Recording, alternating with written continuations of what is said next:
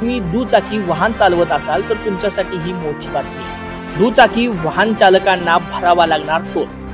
National हायवेवरील toll प्लाझावर toll tax भरावा लागणार, अशा प्रकारच्या बातम्या सध्या प्रसारित केल्या जात आहेत। मात्र ही बातमी खरी आहे का?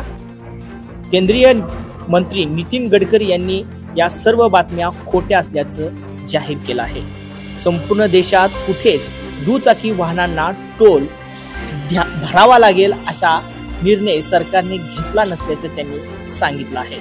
त्यामुळे दुचाकी वाहन चालकांमध्ये जो भ्रम निर्माण केला जात आहे की आता टोल भरावा लागणार, तर ह्या सर्व बातम्या खोट्या असल्याचं देखील त्यांनी सांगितलं आहे।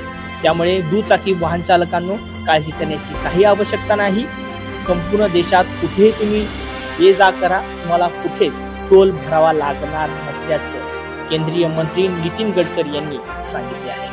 सांगोला तालुक्यातील महत्त्वाच्या घडामोडी पाहण्यासाठी सांगोला लीडर या चॅनलला आत्ताच सबस्क्राइब करा। अभिलाषा प्लाय ग्लास अँड हार्डवेअर जुनून।